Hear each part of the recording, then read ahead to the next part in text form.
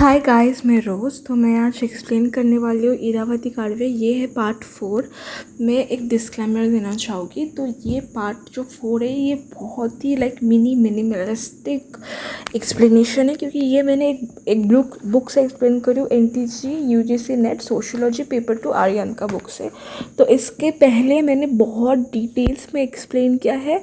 तो अगर आपको डिटेल्स में जानना है तो आप वीडियो मत देखो, क्योंकि बहुत मिनी, अगर आप कंटिन्यू देख रहे हो हाँ आपने पार्ट 1 2 3 फिर आप देखो, बट ऐसे ही फर्स्ट वीडियो इरावती कार्वे का ये मत देखो, क्योंकि ये बहुत मिनी एक्सप्लेनेशन है। इसमें बस थोड़ा बस लिखा है, तो फिर भी मैंने सोचा कि आप लोगों के साथ शेयर कर दूँ। तो चलिए स्टार्ट करते हैं वीडियो। तो इरावती कार्वे जो है उनका जन्म हुआ था बर्मा में, और वो एडुकेटेड कहाँ हुई थी? पुणे शहर में हुई थी। उन्होंने अपना मास्टर्स डिग्री सोशियोलॉजी में लिया था फ्रॉम मुंबई इन 1928। उनका डॉक्टर डिग्री भी है एंथ्रोपोलॉजी में, जो उन्होंने बर्लिन से लिया था 1930, and had a long distinguished character of pursuing research. Irawati Karve को हम लोग एक educationalist, anthropologist, sociologist and writer भी बोल सकते हैं। And she was from Maharashtra. Irawati जो नाम है ना, वो नाम आया था, बहुत ही पवित्र नाम है, क्योंकि वो एक पवित्र रिवर, बर्मेस रिवर से आया था। इरावती कार्वे जो थी ना, उन्होंने अपना जो मेन डोमेन ऑफ एंथ्रोपोलॉजीज को बनाया था in the year 20th century. In early 20th century there was clear demarcation between the research method of anthropology and sociology. Okay, तो थोड़ा बहुत मतलब था कि सोशियोलॉजी और एंथ्रोपोलॉजी का जो रिसर्च टेक्निक है बिल्कुल सेम है। तो यहाँ पे उन्होंने बोला है the form of field work, जैसे कि जो एंथ्रोपोलॉजी है वो कॉन्सेंट है, the latter could be undertaken through the case of studies. Okay, तो उस टाइम पे क्या होता था, बहुत ही ज़्यादा अनयूजुअल होता था फॉर अ वुमेन कि जो एंथ्रोपोलॉजी लेके पढ़ाई करे, क्योंकि एंथ्रोपोलॉजी एक ऐसे सब्जेक्ट है जिसमें आपको फिज़िकल वर्क करना पड़ेगा, मतलब रिसर्च आउटसाइड वॉन्स कल्चर। ऐसा नहीं कि आप सिर्फ अपने कल्चर में रिसर्च करो, आपको विभिन्न like different countries, different states में जाके ट्रैवल करके आपको रिसर्च करना पड़ेगा। ओके, उसके ऊपर इरावती कार्वे ने बहुत अच्छा काम किया है। उनका काम इतना रिमार्केबल, इतना फेमस है। तो इरावती कार्वे का जो फोकस था मेन था इंडियन सोशियोलॉजी में। तो उस टाइम पे सोशियोलॉजी सोसाइटी में सिर्फ मेल सोशियोलॉजिस्ट थे। अगर आप देख लो GS घोड़े, वो GS घोड़े की स्टूडेंट भी थी इरावती कार्वे। GS घोड़े, M Srinivas, DN Mukherjee, DP Mukherjee, then Radha Kamal ji, ये सब लोग कौन है? ये सब लोग मेल है, बहुत ही कम फीमेल सोशियोलॉजिस्ट थे। तो उनके लिए बहुत ही ज़्यादा मुश्किल काम का अपना फुटप्रिंट्स छोड़ना, फिर भी उन्होंने बहुत ही अच्छा काम किया है ये सोशियोलॉजी में एंड एंथ्रोपोलॉजिस्ट में। Okay, she pioneered the use of Indology for the study of Indian society. तो यहाँ पे चलिए देख लेते हैं उनका मेथोडोलॉजिकल अप्रोच। इरावती कार्वे थी first women anthropologist at that time जिन्होंने सोशियोलॉजी को एंड एंथ्रोपोलॉजिस्ट को यूनिवर्सिटी में डेवलप किया। She was also the founder of anthropology in the department of Pune university.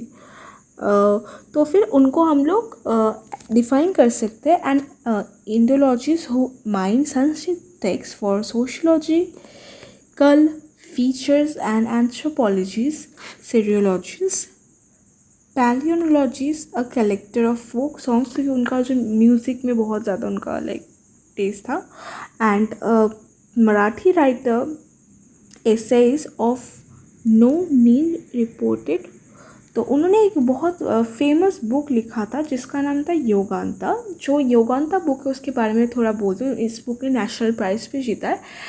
इस बुक का कनेक्शन महाभारत से है। जैसे कि इस बुक में क्या हुआ था, इरावती कार्वे ने महाभारत को जो फीमेल कैरेक्टर्स है उनको वॉइस दिया था। ओके, तो एनीवेज इसके बारे में ज़्यादा आपको डिटेल्स में नहीं जानना है, पर लिख देना एग्ज़ाम में, योगांता बुक बहुत फेमस है। तो इरावती कार्वे का जो आइडियोलॉजी था वो डूमॉन जो है उससे बहुत ज़्यादा डिफरेंट था. Okay. She was an Indologist in the classical Orientalist sense of looking to ancient texts for insight into contemporary practices. Okay, वो संस्कृत टेक्स्ट भी देखती थी for contemporary practices, but वो फील्ड वर्क पे बिलीव रखती थी. She was not a wheel chair sociologist जो कि बुक्स पे या फिर संस्कृत टेक्स्ट पे सिर्फ फोकस रखती थी. वो फील्ड वर्क पे भी फोकस रखती थी. ओके. तो G.S. घुरे, जो भी मैं पहले ही बोला कि G.S. घुरे उनकी स्टूडेंट थी. तो G.S. घुरे का और इरावती का कार्वे का आइडियोलॉजी थोड़ा सेम है, क्योंकि दोनों ही का like common beliefs on the importance of family, kinship, cast.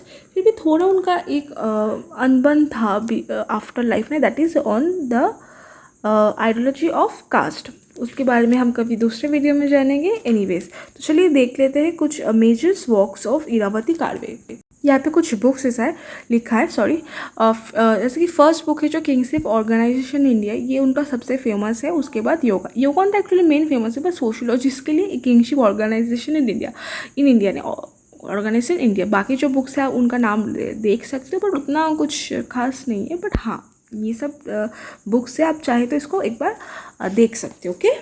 मुझे ये डायग्राम मिला जो कि शो करता है डिग्री ऑफ रिलेशनशिप. इसको थोड़ा ना आप स्क्रीनशॉट लेके जूम करके थोड़ा देख सकते हो, समझ में कुछ आएगा नहीं, बट ठीक है. यहाँ पे थोड़ा रिलेशनशिप किंगशिप पैटर्न लिखा हुआ है. ओके. तो यहाँ पे चलिए किंगशिप ऑर्गेनाइजेशन इंडिया जो बुक है उसके बारे में थोड़ा देखते हैं क्या लिखा है इस बुक में. से इरावती कार्वे ने कॉम्परेटिव एनालिसिस किया है और उन्होंने 4 कल्चरल जोन्स में इंडिया को डिवाइड किया है on the basis of regional pattern of social behaviour in society. तो 4 कल्चरल जोन जैसे कि southern zone, northern zone, central zone and eastern zones. And इन जोन्स को डिवाइड करके उन्होंने विभिन्न लाइक जोन्स का different characteristic, kinship patterns, norms, beliefs, वो सबको लिखा है. और डिफरेंट रीजन में show different local pattern. There are different types of caste, जैसे कि आपको पता है hierarchy, caste division and separation. Irawati Karve ने process of accommodation and acculturation use किया in the field of kinship. उन्होंने बहुत 3000 साल पुराने base ethnical source, folks, literatures and उन्होंने observation techniques and Sanskrit text use किया है for writing this book kinship organisation India. Okay. तो उन्होंने, जैसे मैंने पहले भी बोला है, उन्होंने होल इंडिया को डिवाइड किया है 4 जोन्स में. किस बेसिस पे डिवाइड किया है? Language, caste, organisation of the family. Okay.